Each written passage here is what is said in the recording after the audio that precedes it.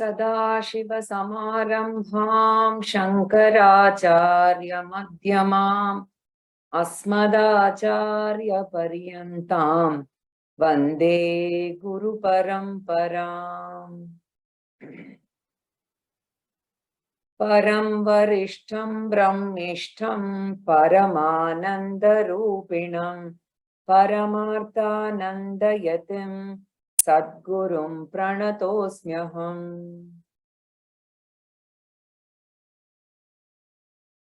वासुदेवेन्द्रयोगीन्द्रं नत्वा ज्ञानप्रदं गुरुं मुमुक्षूणां हितार्थाय तत्त्वबोधो विधीयते।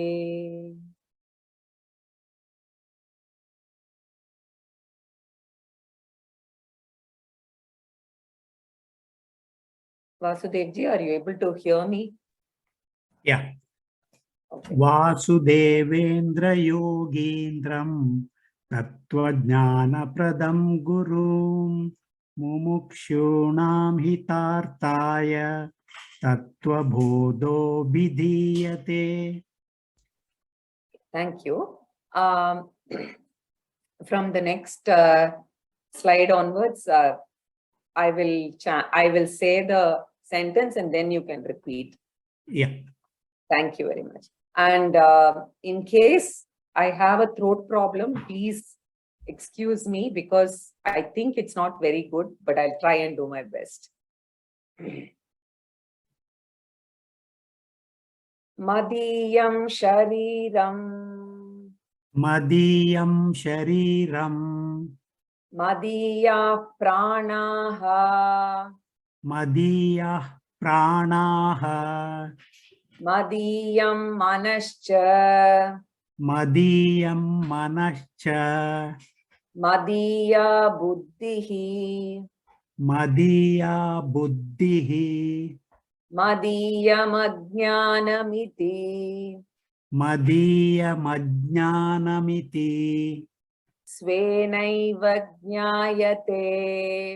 Svenaiva jnayate. Tadyata madiyatvena jnatam. Tadyatha madiyatvena jnatam. Kataka kundala grihadikam. Kataka kundala grahadikam. Swasmad bhinnam tatha.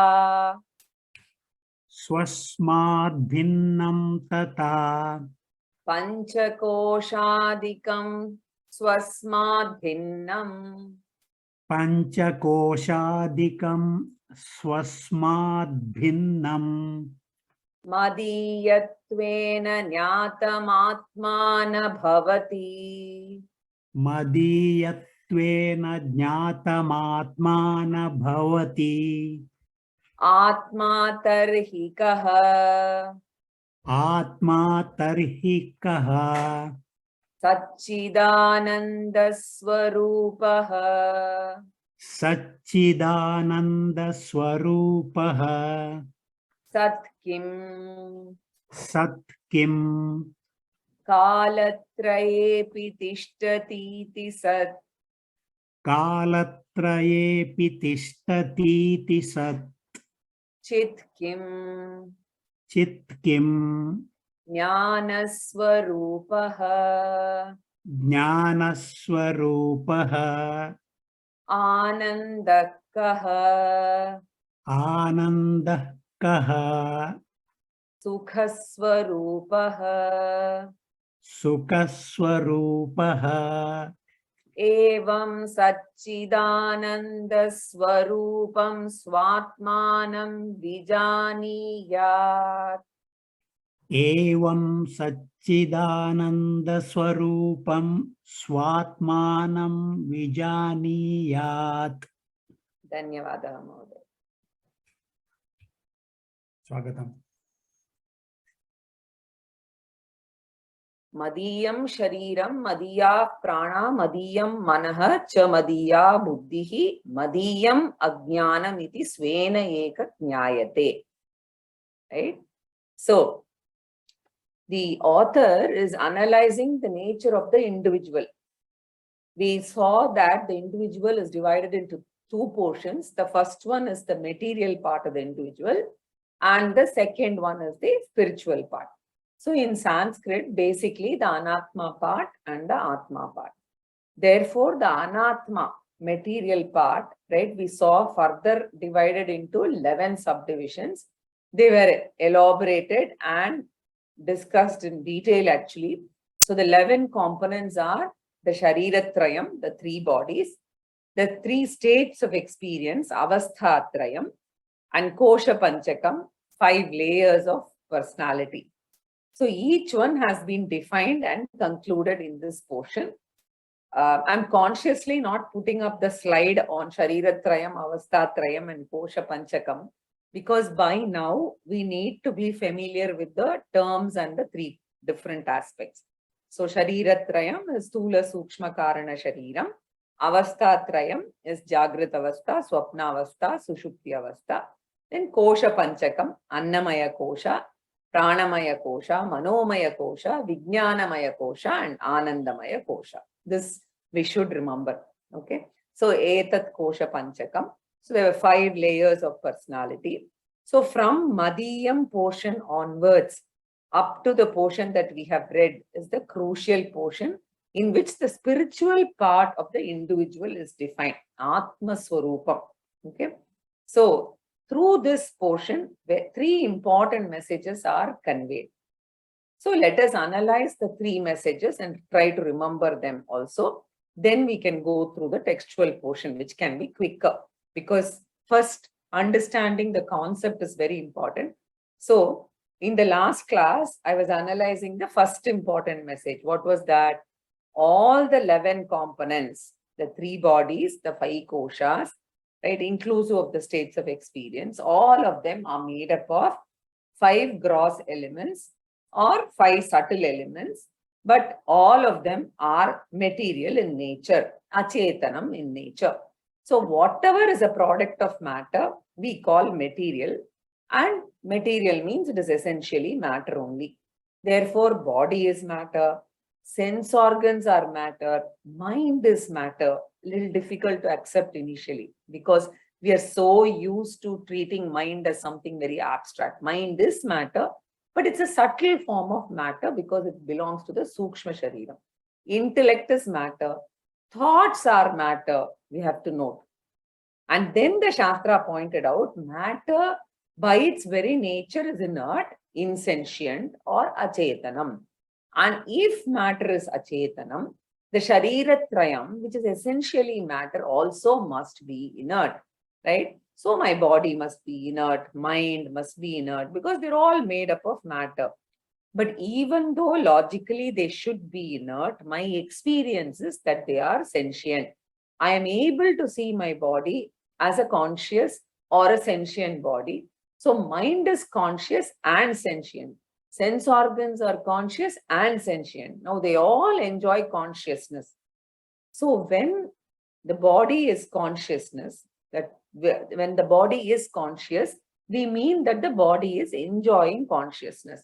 The body enjoys sentiency. Similarly, mind enjoys consciousness. So the question the Shastra asks, from where did this consciousness come to the inert material body? It could not have come from itself because it is intrinsically inert, which is what science believes, right? Since it doesn't have its own consciousness and now it enjoys consciousness, it must be borrowed from some other source, right? And what is that example? We must remember that example. Moon by itself is not bright, right? The stars are intrinsically bright. The planets and the satellites do not have light of their own, right? So, however, on a Pournami night, we experience bright light from the moon, right? It is even able to throw light on, say, a party where we are having dinner together, etc., moonlight dinner, etc., right? So, the brightness of the moon, if it is cannot have a brightness of its own because it is a satellite, right? Then it must have borrowed light only. With borrowed light, now the moon is bright. So, if it is borrowed, then from where has it borrowed? It is borrowed from the sun, which has got natural light, right? That we are not worried about now, right? Just remember that it has borrowed from the sun, right? Which is an alternate source because it is not inherently, it doesn't have light, right? So similarly, the bodies, right? The three bodies are like the moon. They do not have consciousness of their own, but now we experience them to be conscious and sentient. Therefore, they must have borrowed consciousness from some other source, right? So the one who lends consciousness to Shariratrayam, Kosha Panchakam, must be a non-material principle which doesn't have borrowed consciousness. That's the corollary. And it has its own intrinsic consciousness. So for which consciousness is its very nature. That non-material principle which has got unborrowed intrinsic consciousness, the Shastra names as Atma. This Atma has to be different from Shariratrayam, which is Anatma or Jadam. It has to be different from Kosha Panchakam and has to be different from Avasthatrayam. So this non-material principle is called Atma, whose nature is consciousness itself. So Atma doesn't possess consciousness. It is of the nature of consciousness. So it is called Chaitanya Swarupam. It is called Chit Swarupam, Jnana Swarupam, Vijnana Swarupam, Bodha Swarupam, Samvit Swarupam. All these are names for of the nature of consciousness. So these are different words that we use, right? Now in Lalita Sahasranamam, if you see, we worship the goddess as Chidrupi, Satchidananda Rupini, Chishakti Chetana Rupa, Chit Shakti. That's one of the names, right? So even though we are symbolizing as Devi, now during Navratri, it is actually representing the Atma Tattvam, the Chaitanya Swarupam. So the first message, what is it? Atma is different from Shariratrayam and it is of the nature of consciousness. That's the first one, first message. The second message is every individual is a mixture of Atma, the Chaitanya Swarupam, and Anatma, which is inert, which is matter with borrowed consciousness. So the Atma Anatma mixture is every individual. Now of these two parts, the scripture says the Atma, the consciousness principle, is the real self or the real I. And that is why the consciousness is named Atma.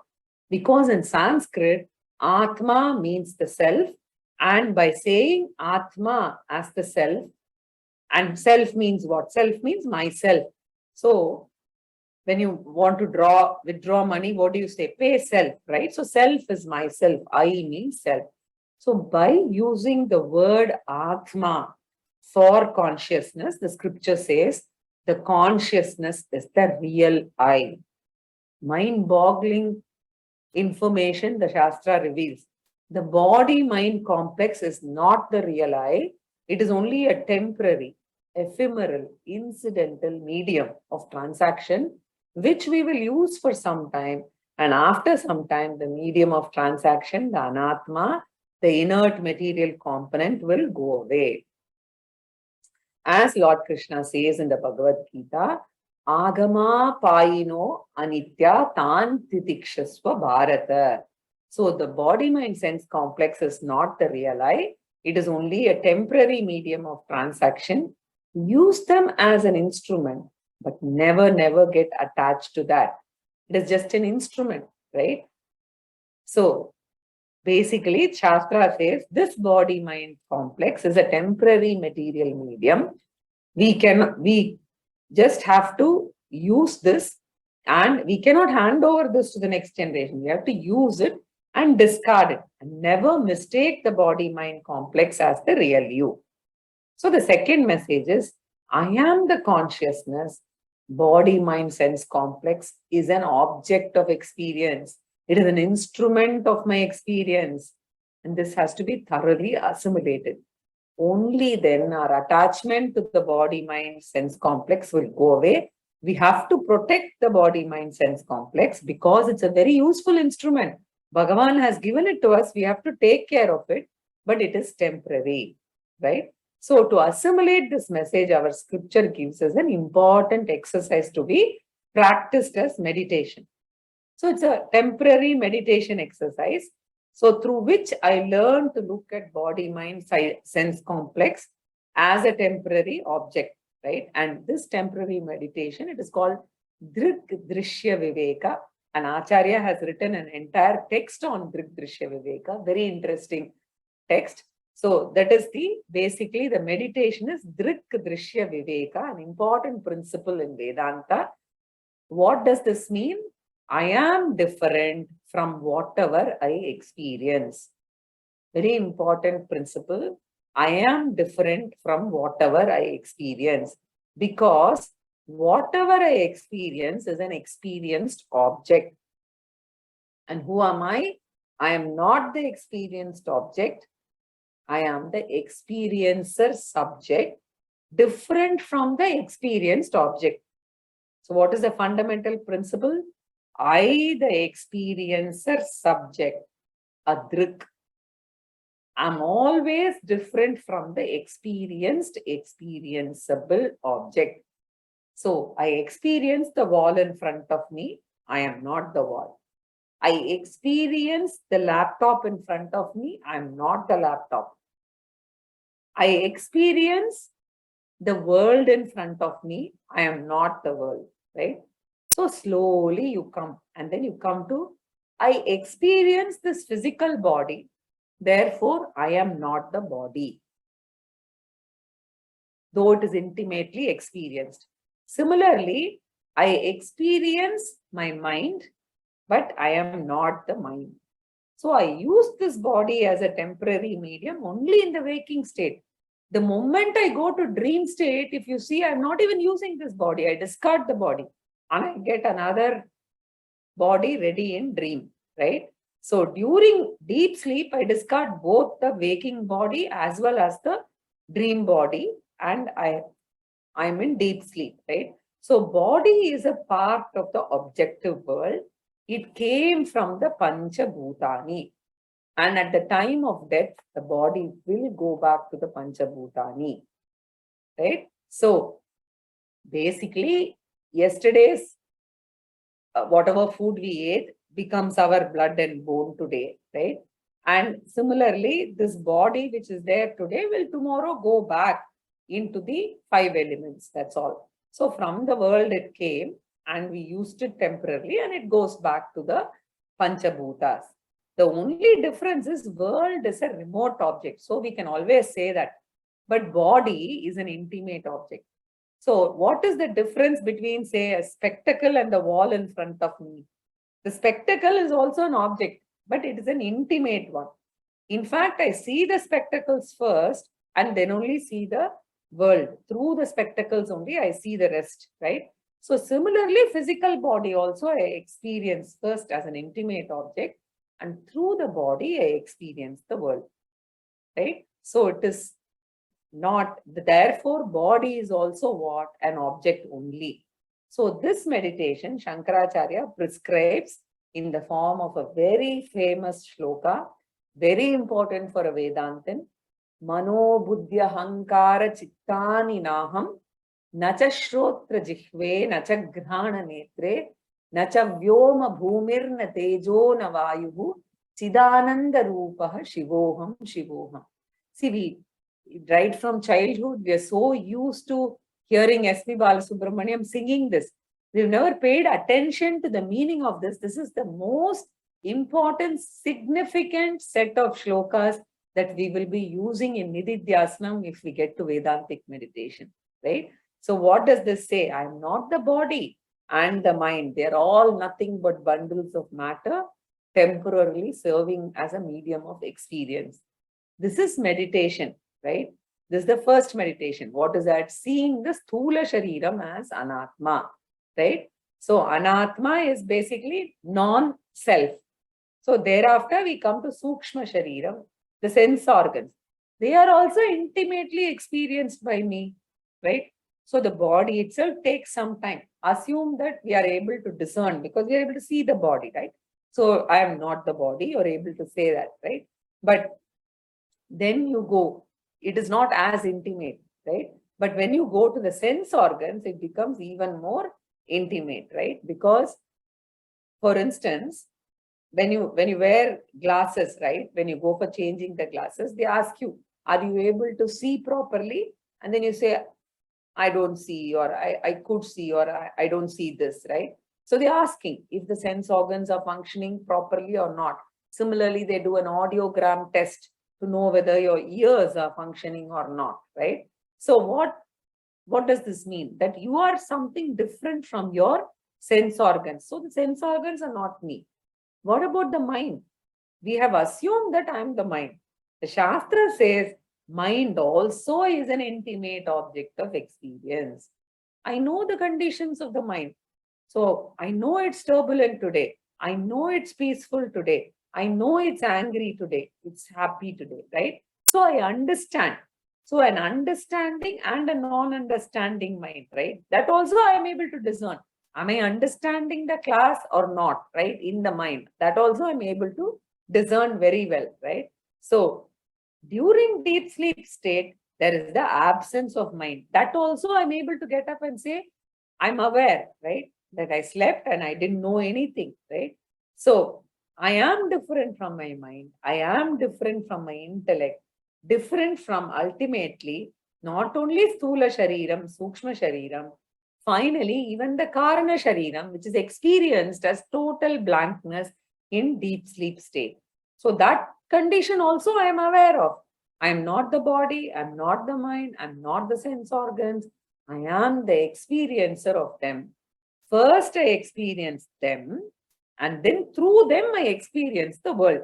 Exactly like the spectacles and the world, right?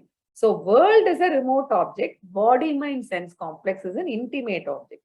I am neither the remote object nor the intimate object. I am the subject experiencer, non-material consciousness principle, Chaitanya Tattvam, right? Chaitanya Swarupoham. So this Shastra is asking us to practice through the Drishya Viveka Dhyanam, right? So in the Bhagavad Gita, 6th chapter, Lord Krishna says, Atma samstam manakritva nacha kinchitapi chintayet. Daily practice this meditation and also practice another meditation, which is the body, mind, sense complex is an instrument belonging to me and it is subject to arrival and one day it has to depart. Even before it happens, mentally be prepared to hand over all of them back to Panchabhutani, the 5 elements, to hand over to them with a thank you note. And the author writes a beautiful prayer in which he's thanking the body, mind, sense complex, which has come from Panchabhutani. Oh, body, mind, sense complex, you have served me well because I used the complex to know that I am not that complex, right? So before they died, I used them and I've used them intelligently to know that I am different. And when they have to quit me, I'm happy to tell Bhagavan or Panchabhutani, I'm giving them back to you. Matar Medini Tata Maruti Sakhe Tejas Subandho Jala Brata vyoma-samskrta-pathasala Esha Bhavatam Antya Pranamanjalihi Yushmat Sangha Vashopajata Sukrita Swara Surana Nirmala Jnana Pasta Samasta Moha Mahima Line Parabrahmani. Who writes this? Bhartrhari writes in Vairagya Shatakam. Okay.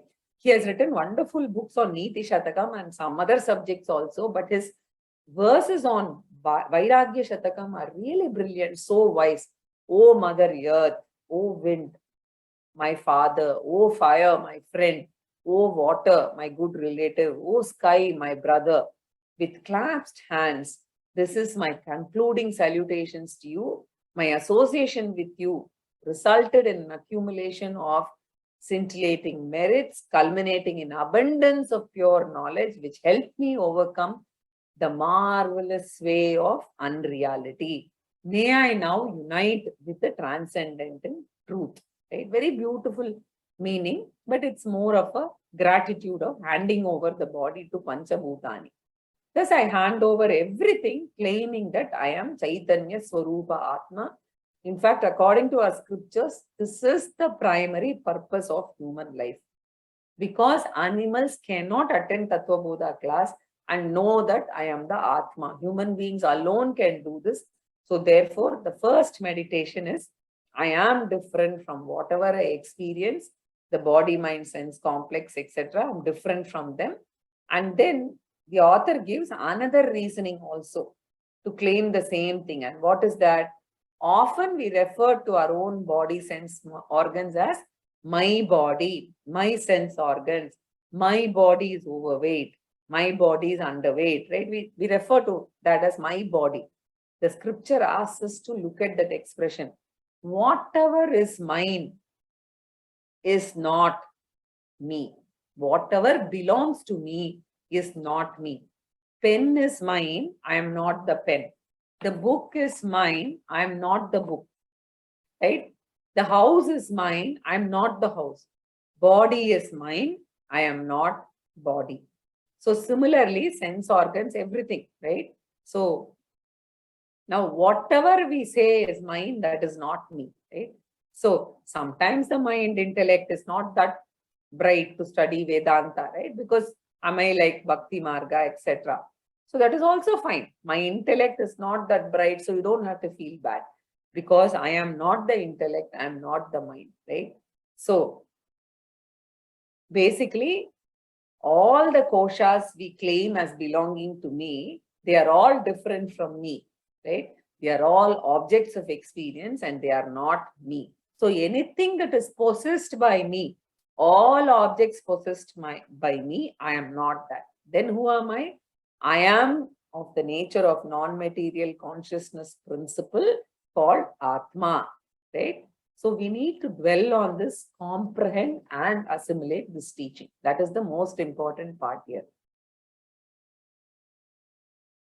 So here in this particular portion, right, the author is giving the second logic. Whatever belongs to me, right, I am not that, right? So Mama Aham Viveka. So if you see Madiyam Shariram, Shariram means Annamaya Kosha. We often refer to the body as Madiyam, meaning belonging to me, indicating body is possessed by me, right? So that is Madiyam Shariram, body is mine. Annamaya Kosha is negated first. Madiyaha Prana, Pranamaya Kosha is negated next. Then Madiyam Manaha, Manomaya Kosha is belonging to me, it is not me. Madiya Buddhihi, right? Vijnanamaya Kosha does not belong to me. Final one is Madiyam Ajnanam. Ajnanam is the name of Karana Shariram or Anandamaya Kosha, right? So Karana Shariram, we saw the definition in the last class. Anirvachya Anadi Vidya Rupam Shariradvayasya Karanamatram Satswarupa Jnanam Ajnanam. So that Ajnanam is the word used for Anandamaya Kosha. So Madiya Ajnanam here refers to Anandamaya Kosha. That also belongs to me, so it is not me. Iti svenaiva jnayate. This is known by myself, by ourselves. We know this fact. But we use the expression and we don't think about it, right? Exactly like using the term moonlight, we keep using my body, my mind, mine, right? Knowing this fact very well, right? So I am not the object of experience, right? So the author gives an example, Tadyata after Nyayate, right? So basically, if you see after Nyayate, you see Tadyata here. So then the example comes, very interesting example. Tadyata madiyatvena nyatam kataka kundala grihadikam. He gives an example of a few valuable things which we own. He takes valuable things, right? Because the ownership is so strong, unlike say, maybe our chappal or pencil or pen, right? So he talks about the mamakara, right? It's very strong when it is something which is little expensive. So kataka means the golden bracelet. Then you have the kundala, the earrings or the ear studs, grihadikam, the own house of mine, right? So there is always the strong abhimana towards them. Madiyatvena nyatam. Since you claim them as owned by me, what is clear? Whatever is owned by me has to be different from me. We never question them when it is Kataka, Kundala or Griham. So similarly, body is also a temporary house. I've got it by lease, as I said, right? The Punya, Papa, Prarabdha Karma is the price that we have paid to get this body. As long as the Prarabdha Karma continues, the body will be with me, right? Like exactly the money, right? Your credit limit, regularly it will be debited.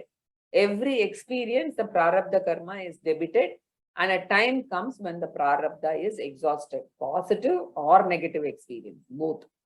The moment it is exhausted, the body, whether it is 80 years, 70 years, 100 years, 40 or 30, age is not the criterion, right? The amount of karma is the criterion. It has to get exhausted. And whenever it gets exhausted, the body which I own, I have to drop. So from that, it is clear that body is temporarily owned material bundle, right? Exactly like the ornaments. Kataka Kundala Grihadikam Swasmat Bhinnam.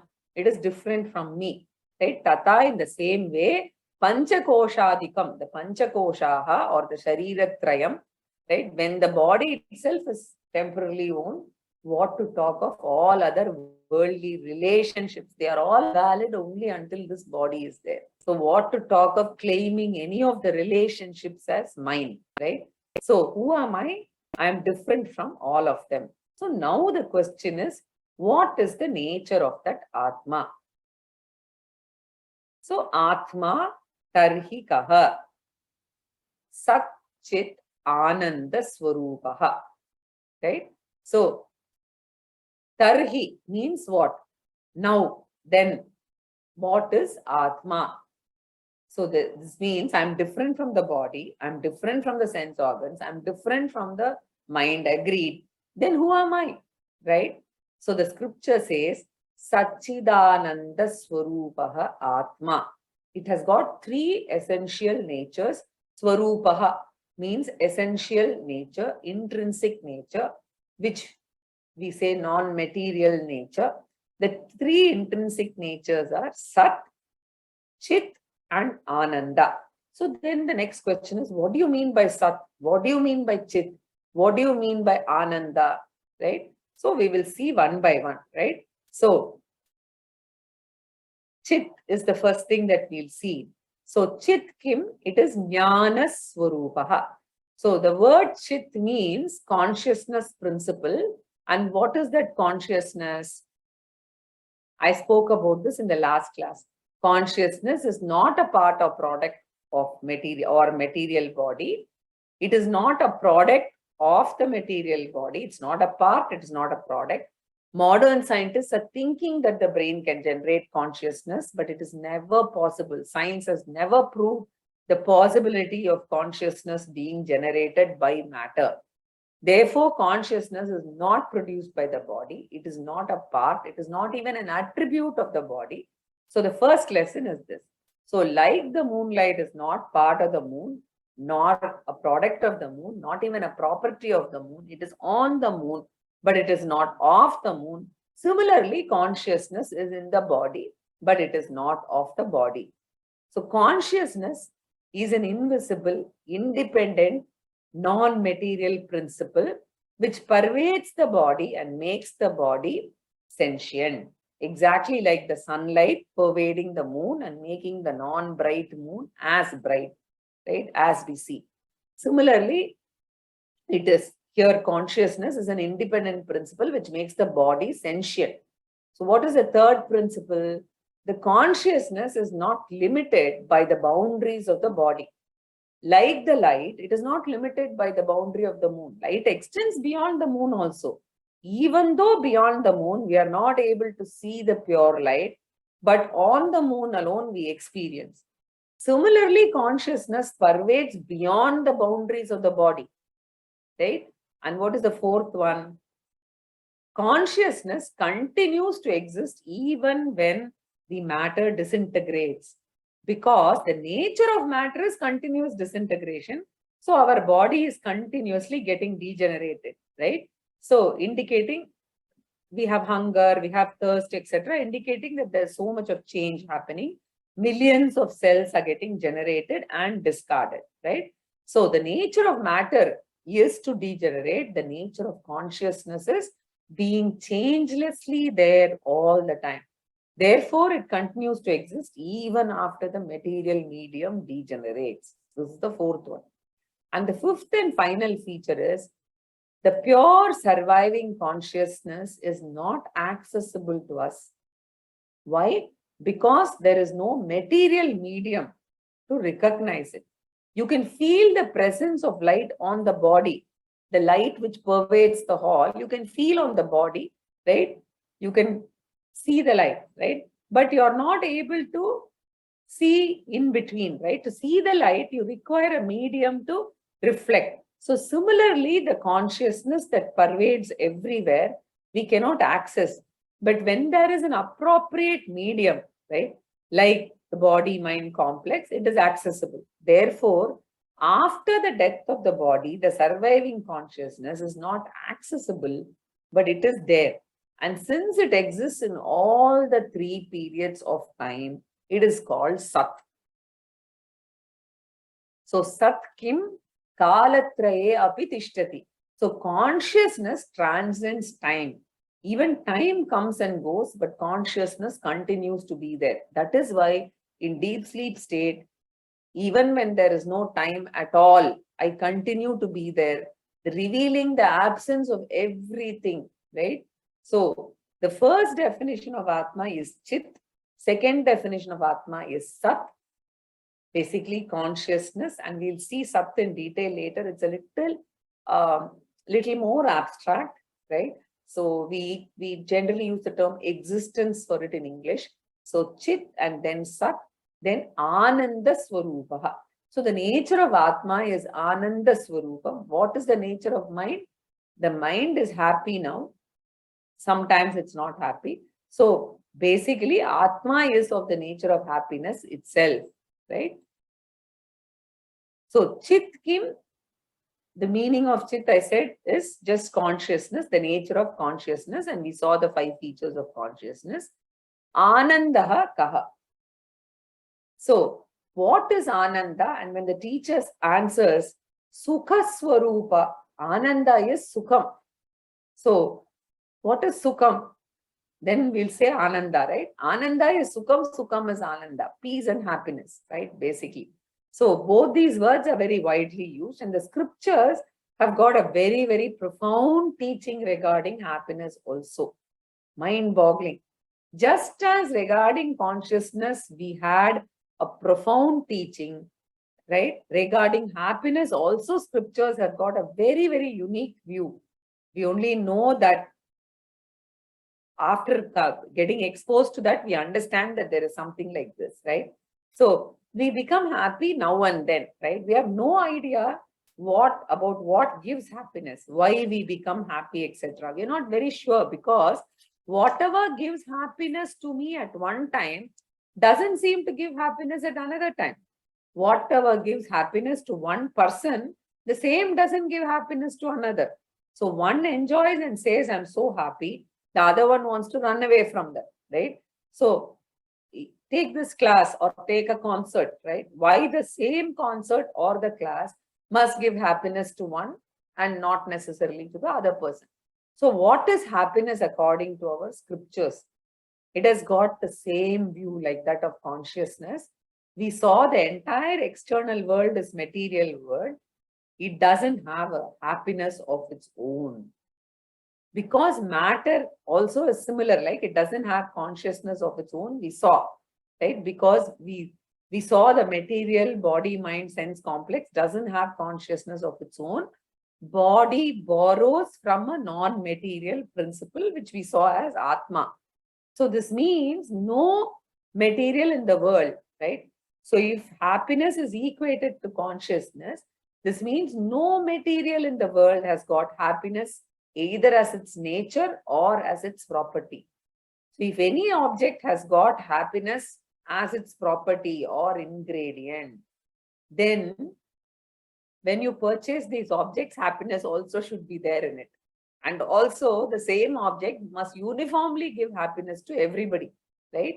It is not an intrinsic nature. Therefore, the scripture says the entire world doesn't have happiness.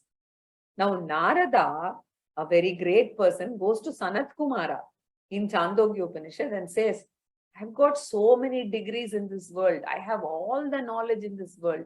I have so much power, so many skills. I can travel all over the world at will. Still, I am not happy. Soham Bhagava Shochami Tam Ma Bhagavat Chokasya Param Tarayatu Iti in Chandogya Upanishad. So, what is the source of happiness? I want to find out. And Sanat Kumara gives an elaborate teaching and makes one statement. The entire world doesn't contain even an iota of happiness. Na alpe sukam asti. Yo vai bhuma tat sukam nalpe sukam asti. All impermanent things cannot have happiness of its own. Alpe sukam nasti. If the world doesn't have even an iota of happiness, what about our body? If you think the body is giving happiness, we know as we grow older, when it causes problems, whether it continues to give happiness. Similarly, you can say mind gives happiness, right?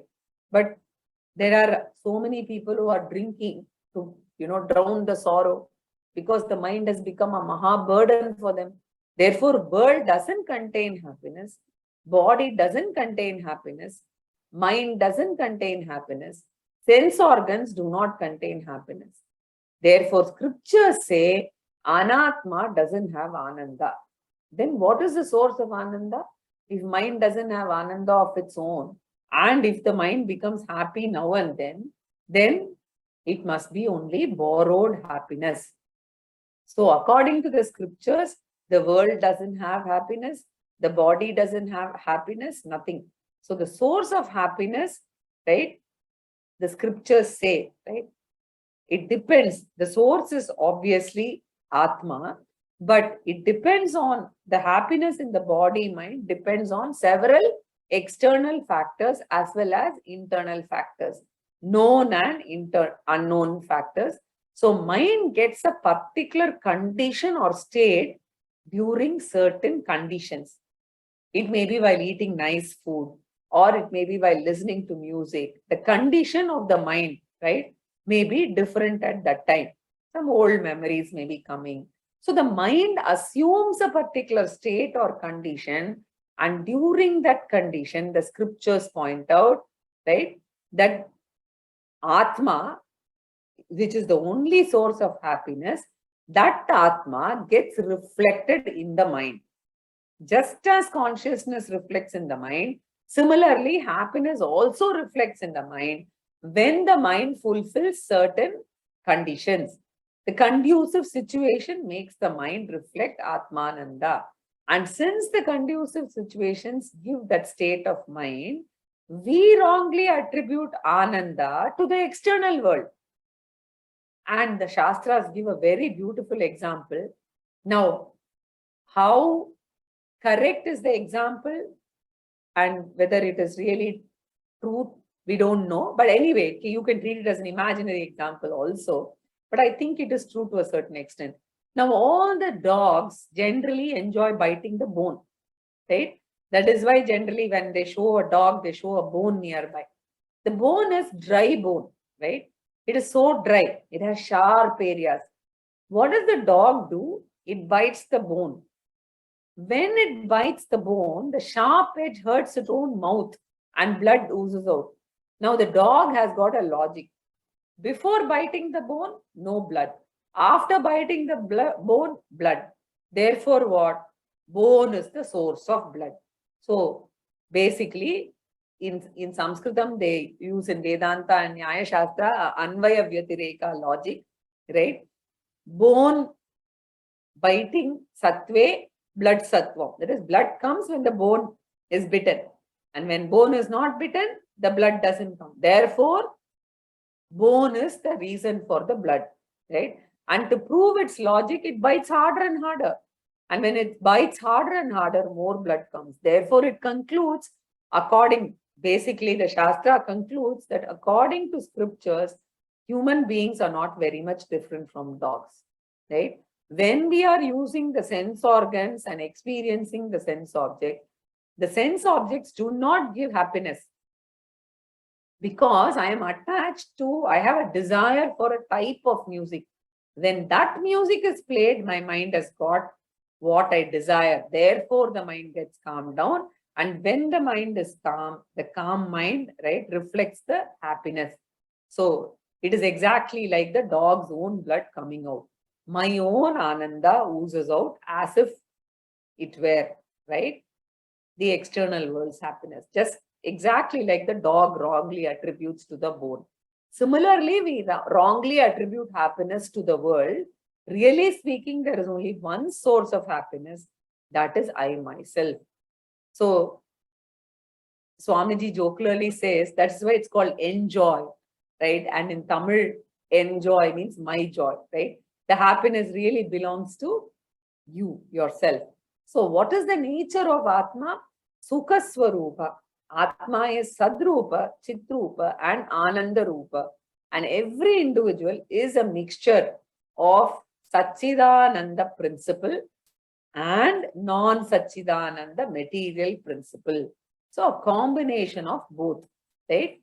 And whenever we want permanent Ananda, very important takeaway from the Shastra, whenever we want permanent Ananda, we have to go towards us only. So with this, the analysis of the individual is over.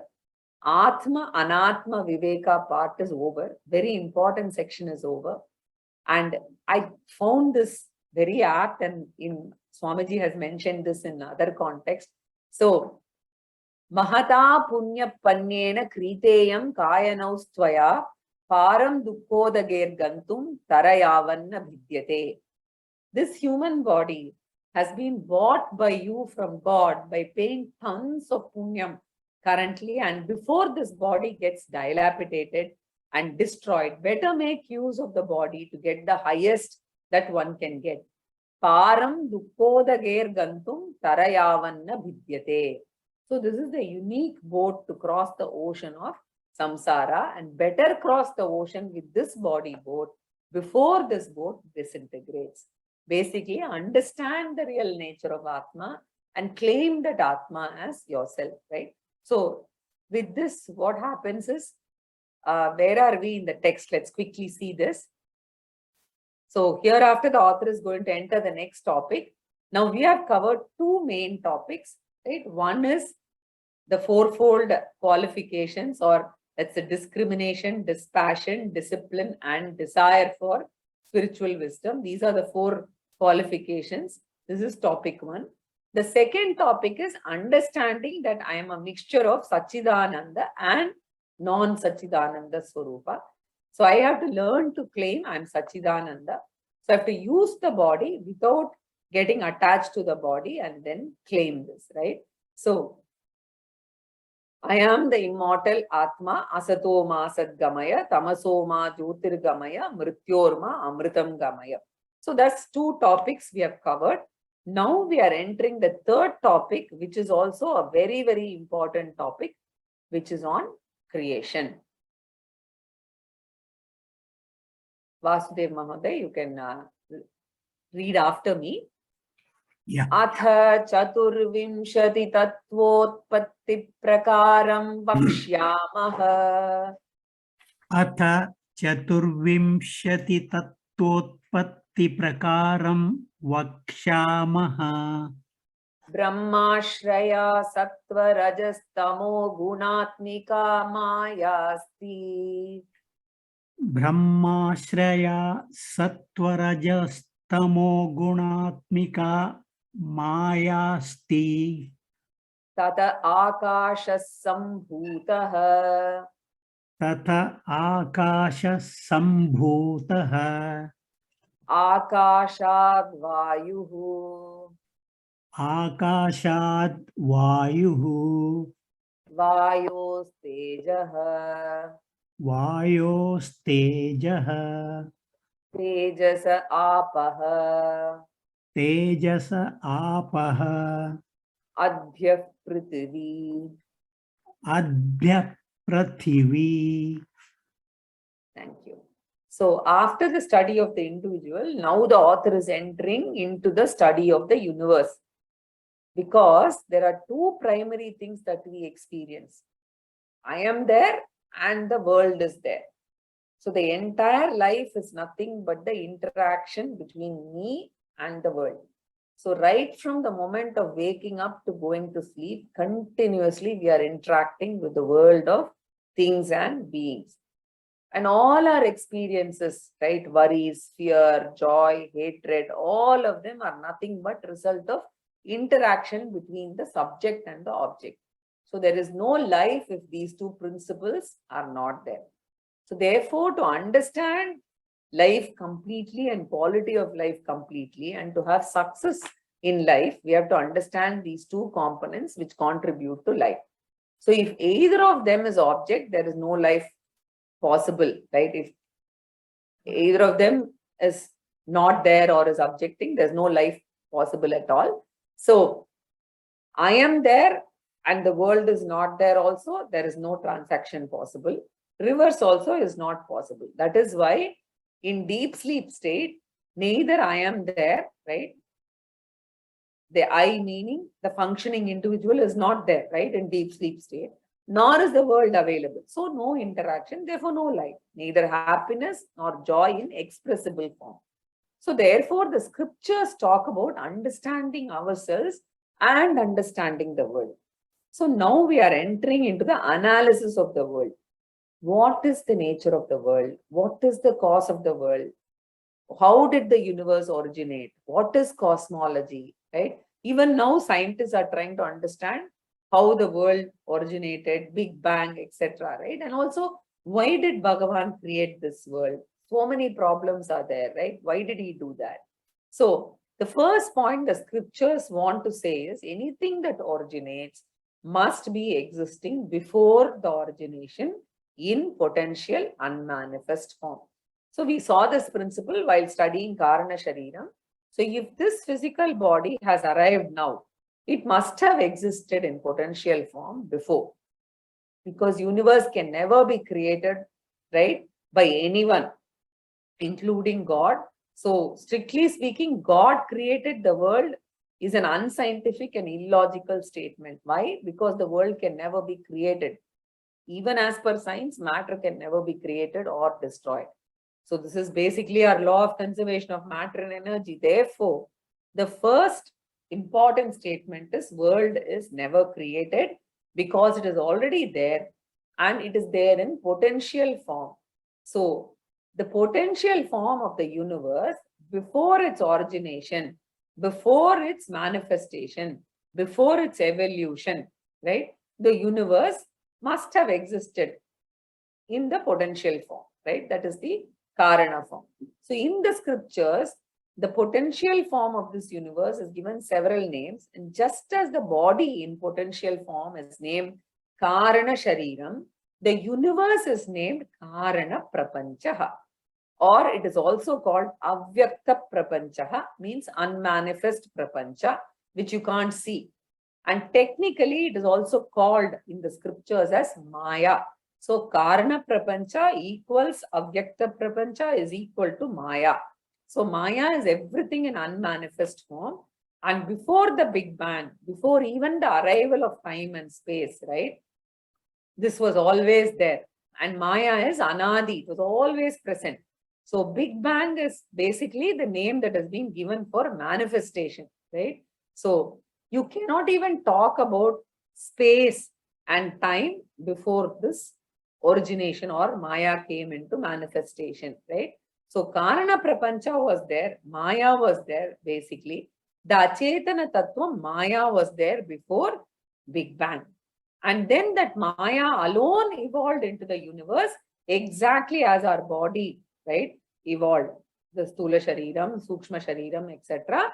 From Karana Prapancha alone, Sukshma Prapancha, Stula Prapancha all evolved, right? So at macro level, Karana Prapancha, Sukshma Prapancha and Stula Prapancha, both are similar.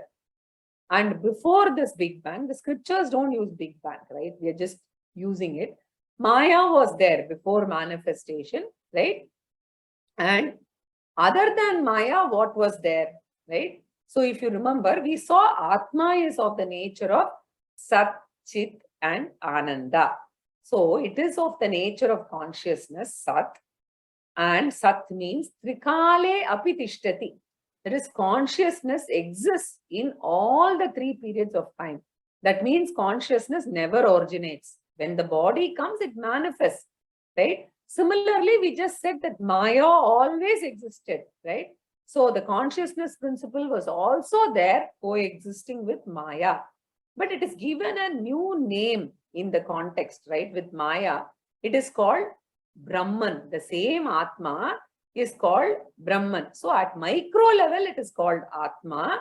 In the context of macro creation, consciousness is called Brahman, right? It is just your angle of observation that is different. Atma at the micro level and Brahman at the macro level. So the Atma and Karana Shariram, and on this side, at the macro level, you have Brahman and Maya, which is responsible for manifestation of the creation later on, right? So Brahman is basically the Chetana Tattvam and Maya is the Achetana Tattvam. Now from this, right, scriptures basically divides the universe into 24 principles. Chaturvimshati Tattvani it is called. And we will see the details of the 24. What are the 24? How is it named and what is the theory behind it? We will see all this. Very indeed, great detail it has been explained, and we'll come to it from the next class onwards. Purnamada Purnamidam Purnat Purnamudachyate Purnasya Purnamadaya Purnameva Vashishyate. Om Shanti Shanti Shanti. Okay, anybody has any questions? I can now open it up. Krishna Prasad, please go ahead. Thank you, ma'am. So, with that foundational principle of Atma being the I and Anatma being the mind, I'm trying to understand at a little deeper level. So we say Sat Kalatraye api tishtati, and even for Karma Sharira is Kalatraye tishtati. But I want to understand the distinction between those two definitions a little more, if you can. Karana Prapancha. Karana Shariram also is Kalatraye tishtati. Basically, Karana Shariram will exist in all three periods of time. As I told you, during Pralayam, the Sukshma Shariram also gets resolved, but still the Karana Shariram exists, and all the Karana Sharirams put together, right, along with the Achetana Tattvam in unmanifest form is what is Karana Prapancha. So the it Karana always exists, it's Anadi. So can we say the Karana Shariram is a reflected consciousness of the Sat, of the Atma? No. We have a special name for it, which is Prajna, which is the reflected consciousness in Karana Shariram. If you can wait for a couple of classes, I'll definitely put up that slide and explain in greater detail. Okay, very good, thanks. I had one more question, if you don't mind. So you touched upon the study of universe topics where we said, the creation of universe. So I'm just bemused by one theory about Earth, which is, we know that it's 4.2 billion years old, and then it's the 2 billion years ago, the single cell organism started and then evolved, right? So how is this concept of infinite jiva and then how its manifestation, how is that explained in our Shastras? Correct. See, the time scale itself is not very clearly understood, because the time scale that we are exposed to and the time scale that we see in, the different lokas, etc., are different. So assuming that there are infinite, I'm just giving you a logical answer to this, assuming that there are infinite jivas and they all go through a process of evolution by, exhausting their karma, reaping their karma, adding to their karma, you can always explain unicellular organisms to multicellular to a human. You are only seeing the earth. You are not looking at the other lokas at all, because they are beyond our realm. On karmas itself, we are going to be doing in great detail. So I won't get into the theory now, because we do have a full, topic on that. We'll come to that later.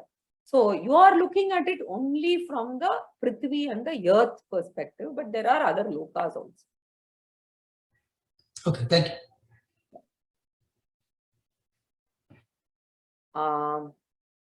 Poorna Chandar. Good evening. Can you hear me? Yes, please go ahead. Yes. Basically, this is to understand the concept of karma. If a person commits a sin, like a bad act in the present day society, is it a part of his karma that he had to do that because he has to get rid of his karma? Or no, we'll look at both, right? So when we come to the equation and the law of karma, you will see that a human being is blessed with an intellect. He knows what is right, what is wrong.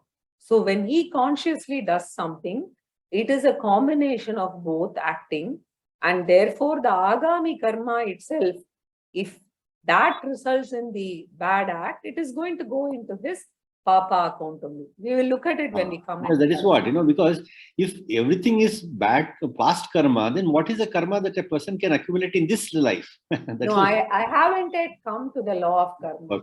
Okay. The law of karma has a lot to do with what you do. Yeah, because everybody has to accumulate some karma in this life and this birth. Absolutely.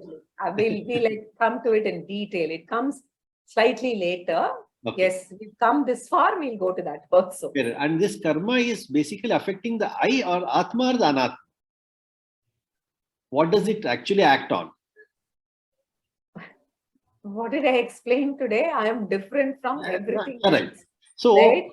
So if I am different, go ahead. Karma has to be with Sukshma Shariram and Karna Shariram only.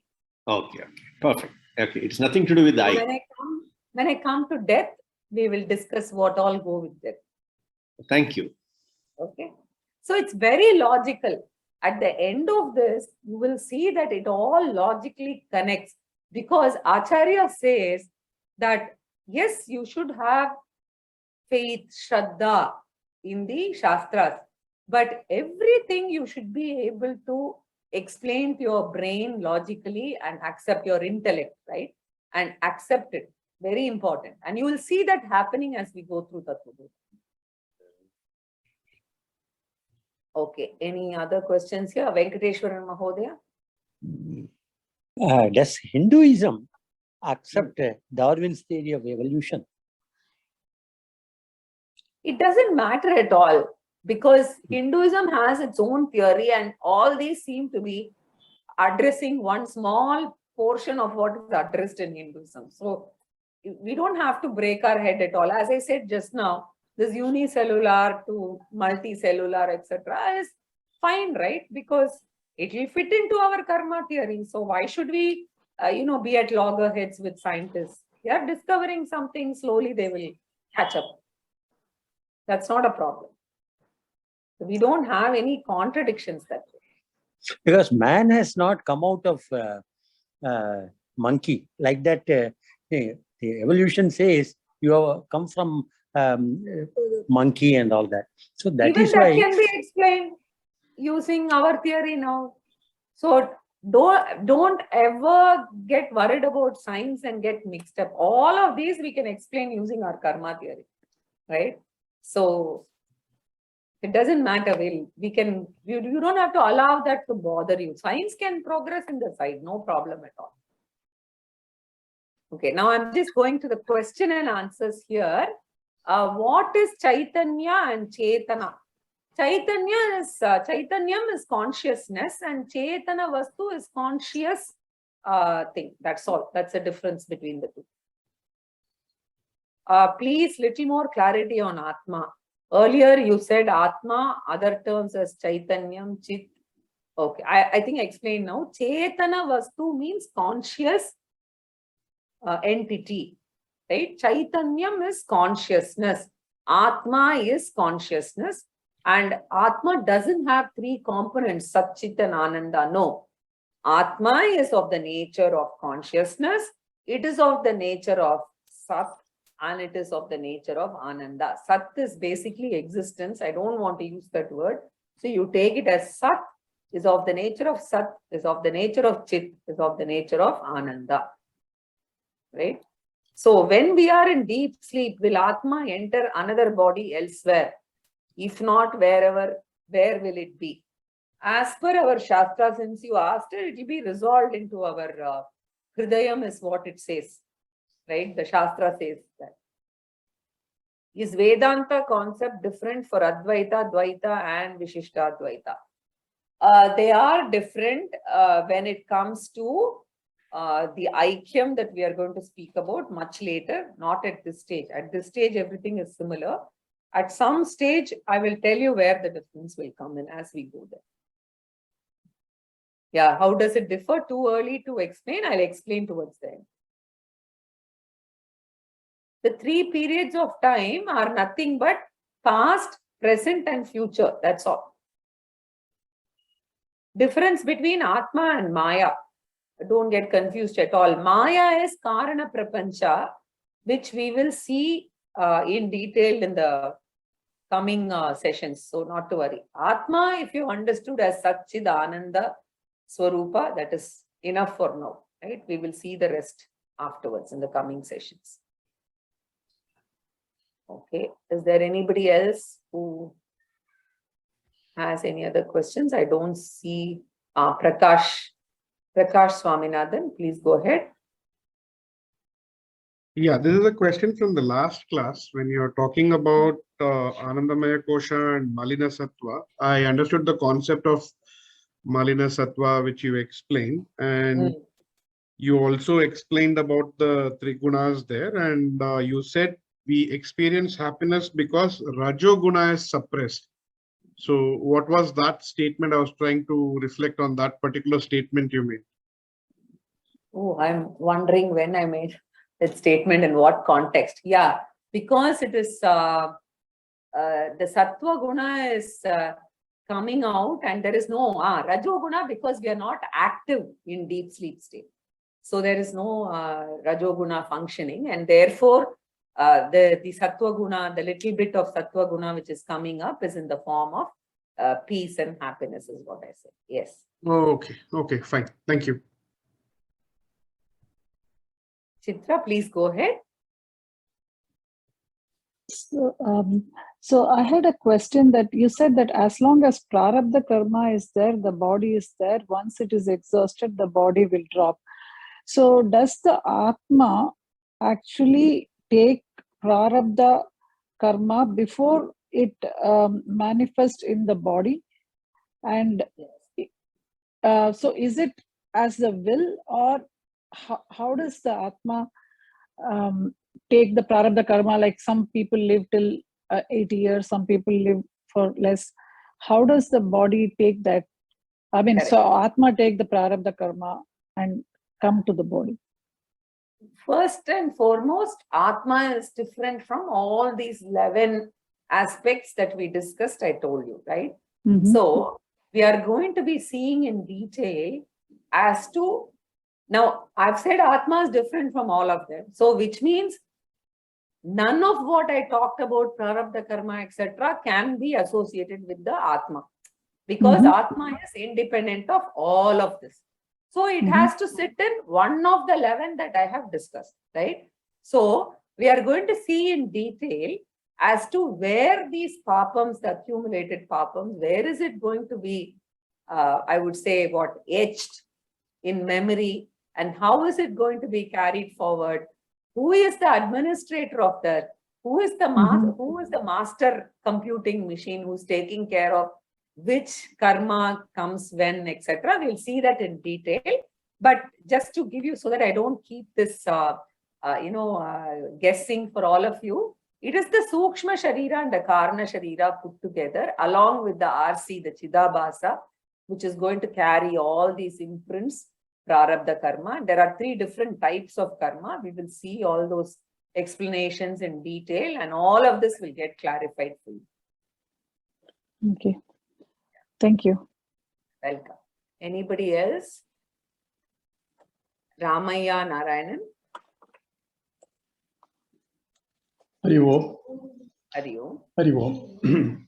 You said the Sukshma Sariram and Karna Sariram are permanent, or rather, they are there till Pralayam, right? They are, in fact, Sukshma Shariram is there till Pralayam. Karna Shariram is Anadi, it's always there. So once the Sthula Shariram is lost, what is the identity for the Sukshma Shariram? How it is identified? We can't identify. But yes, if you ask what is the identity, it is Sukshma Shariram, Karna Shariram, along with the reflected consciousness. That has got individuality. Yes, absolutely. Whether a Sukshma Shariram can identify another Sukshma Shariram? No, it can't. Because the only way the Sukshma Shariram can interact is through the Sthula Shariram. It can never interact without the Sthula Shariram. Because we read some stories and all, that Dasarada was sitting there, and when he met so and so, etc. So it was giving me confusion as to whether. Yeah, some of the Puranas are, they kind of have these little bit of exaggeration, or it also means that some of these blessed souls had some siddhi, right? Now we see Acharya, Shankaracharya, we hear that, he actually left his body and went to the Kashmir king's body because he wanted to know what a grihastha life was. These are all possible. But then you must remember that his Sukshma Shariram was kept here safely by his students. Sthula Shariram. His Sthula Shariram was kept safely. Yes, Sthula Shariram was kept safely, and he traveled in the Sukshma Shariram. Sukshma Shariram. Absolutely. But the Sukshma Shariram, if it does not have it should have all the impressions or all the Sthula Sharirams what it has taken, right? The Sukshma Sharira should know all the Sthula Shariras what it has taken. Yes. Luckily, our memory is not that great.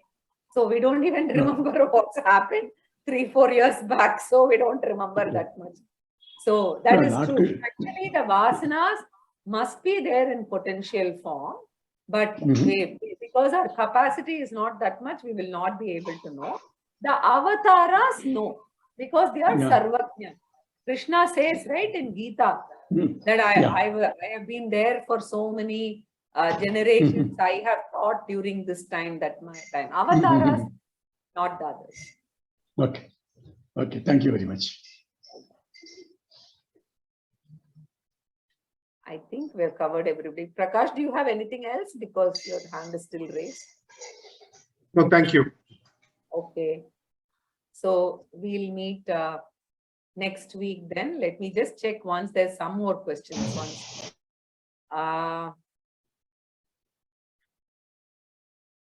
I want to follow Advaita Vedanta seriously.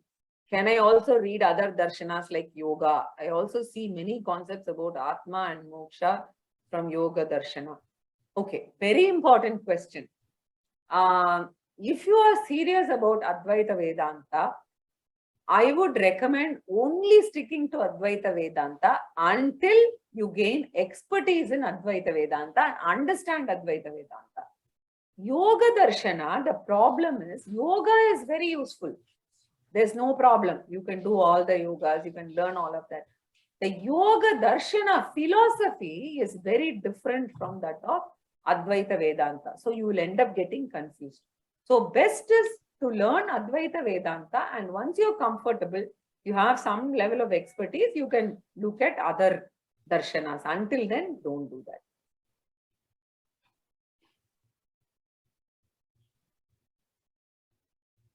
Yeah, there's someone here, there's a comment here. And Mary. Yes. I had go one. ahead. Yeah, please. Yeah, I had only one more question. If the karma affects only the Stula Shariram and Karana Shariram, then when people go through body problems, they say it is the karma. So how does it affect the body? The karma will manifest only in the body basically, and the Sukshma Sharira. If it is a mind problem, it will be Sukshma Sharira problem. If it is a physical body problem, it will be in the body only. Or it can be circumstances that lead to that also. All of that will be all result of the karma. Okay. And Mary, would you want to speak up? Because I did see that it's a pity that people do not know about Atma and Tattvabodha. Absolutely true. The problem is, if you don't get exposed to this when you don't have difficulties in life, when you are in crisis, this is not going to, help at all, because it requires some amount of study and serious pursuit to imbibe the teachings of the Shastra. So it is sad that many people are not exposed, and yes, for trivial reasons, they take their life, etc. Yes, that's true. And especially modern world is so much external, right? That is why. There's another question here. Please correct if my understanding is correct. So all past janmas memories are stored in Sukshma Sharira. What is stored in Karana Sharira? Basically, the deepest of the vasanas are in the Karana Sharira, right? The deepest. And during Pralayam also, the Sukshma Shariram gets dissolved, but Karana Shariram is still there.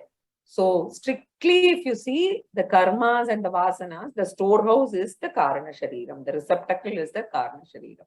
And then it gets manifested through the Sukshma Sharira and then Stula Sharira.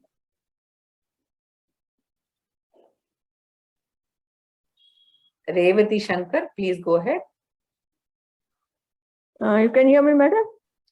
Yes, please. You said this Vasana. Is Vasana sort of a summary of what of the karmas?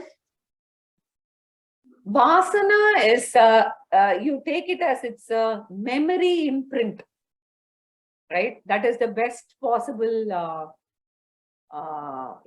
equivalent that I can think of. It's an imprint or a memory.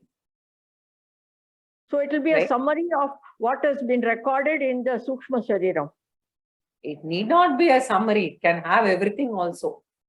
Okay. But vasanas will have the positive aspects and negative aspects as well. Yes, yes, absolutely. All of them. So just like karma has positive and negative, this also will have. Yeah, basically, karma and this are very closely associated.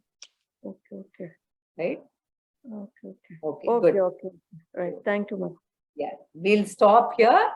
We'll meet next week, right? Hari Om. Thank you. Thank you.